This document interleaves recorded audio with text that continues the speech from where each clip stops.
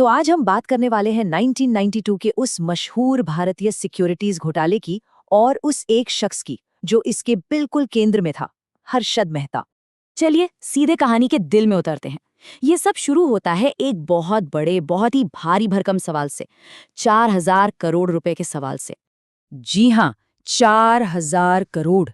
ये वो अनुमानित रकम थी जिस पर ये पूरा का पूरा घोटाला टिका हुआ था।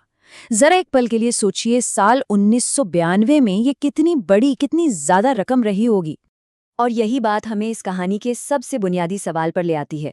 आखिर ये कैसे मुमकिन हुआ कि सिर्फ एक आदमी ने पूरे के पूरे बैंकिंग सिस्टम को धोखा दे दिया? इस सवाल का जवाब ढूंढने के लिए हमें पहले उस शख्स के सफर को समझना होगा जिसे दुनिया बाद में बिग बुल के नाम से जानने लगी। हर्षद मेहता की कहानी गुजरात के एक आम से परिवार में शुरू होती है।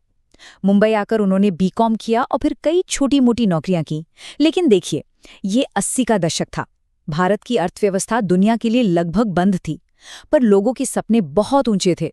और इसी माहौल में 1981 में उन्होंने स्टॉक ब्रोकिंग की दुनिया में एक जॉबर के तौर पर अपना पहला कदम रखा। और फिर जो हुआ वो किसी फिल्मी कहानी जैसा था। कुछ ही सालों के अंदर अपने करिश्मे और बाजार की जबरदस्त समझ के दम पर वो एक मामूली सेल्स क्लर्क से स्टॉक मार्केट के अमिताभ बच्चन बन गए।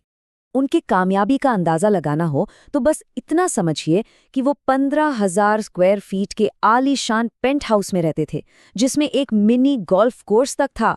उनके पास उस जमाने में 40 लाख रुपए की टोयोटा लेक्सस जैसी लग्जरी गाड़ियां थीं। ये उनकी साधारण शुरुआत से एकदम एक अलग ही दुनिया थी। तो सवाल वही है कि आखिर ये सब हुआ कैसे? चलिए अब इस विश्लेषण के सबसे जरूरी हिस्से में चलते हैं और ये समझते हैं कि ये घोटाला काम कैसे करता था। ये सब मुमकिन हो पाया सिस्टम की एक छोटी सी खामी की वजह से। देखिए, उस दौर में बैंकिंग सिस्टम काफी पुराना था। ज्यादातर काम कागज पर और आपसी भरोसे पर चलता था। मेहता ने इसी का फायदा उठाया रेडी फॉरवर्ड डील के जरिए। होता क्या था कि वो बैंकों के लिए सरकारी बॉन्ड्स की दलाली करते और इस प्रोसेस में बैंकों का पैसा कुछ वक्त के लिए उनके पर्सनल अकाउंट्स में घूम कर आता था।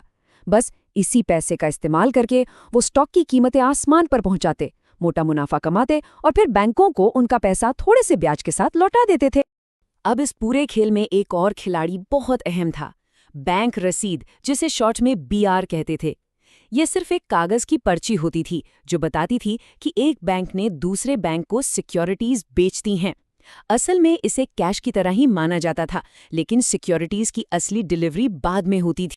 और यहीं पर इस घोटाले का सबसे बड़ा दांव खेला गया। एक असली बैंक रसीद के पीछे सरकार की सिक्योरिटीज की गारंटी होती थी, लेकिन हर्षद मेहता ने जो बैंक रसीदें इस्तेमाल की वो नकली थीं। मतलब उनके पीछे कोई सिक्योरिटी थी ही नहीं, वो बस एक खोखला वादा थी, एक बेकार कागज का टुकड़ा। अब इस धोखे का असर कैसा था?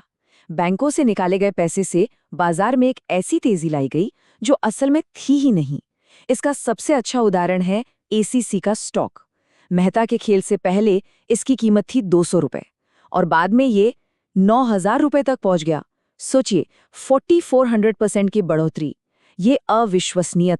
लेकिन कहते हैं ना, जो जितनी तेजी से ऊपर जाता है उतनी ही तेजी से नीचे भी आता है। अब हम कहानी के उस मोड़ पर आ गए हैं जहां ये पूरा बनाया हुआ महल बिखरने वाला था। और फिर एक पत्रकार ने कुछ चुपते हुए सवाल पूछने शुरू कर दिए।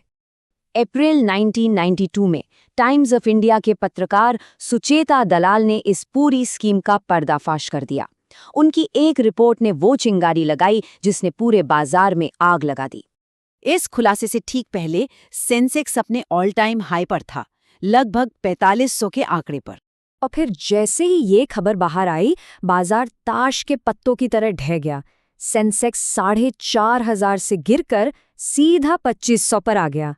इस जबरदस्त क्रैश ने मार्केट कैपिटलाइजेशन से एक अनुमान के मुताबिक 1 लाख करोड़ रुपए साफ कर दिए। ये एक बहुत बहुत बड़ा आर्थिक झटका था। इसके बाद नवंबर 1992 में हर्षद मेहता को गिरफ्तार कर लिया गया। उन पर 72 आपराधिक मामले और 600 से भी ज्यादा दिवाली मुकदमे दायर हुए। लेकिन ये कहानी सिर्फ एक आदमी की गिरफ्तारी पर खत्म नहीं होती।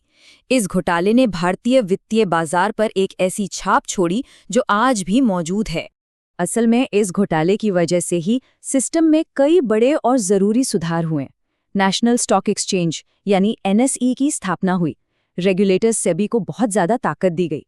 स्टॉक ट्रेडिंग को पूरी तरह से कंप्यूटराइज्ड कर दिया गया और बैंक रसीद जैसी खामियों को हमेशा के लिए बंद कर दिया गया। एक तरह से पूरे सिस्टम को नए सिरे से बनाया गया। तो सार ये है कि 1992 का सिक्योरिटीज घोटाला बेशक एक विनाशकारी घटना थी, लेकिन इसी ने भारत के फाइनेंशियल मार्केट्स को पूरी तरह से आधुनिक बनाने पर मजबूर कर दिया।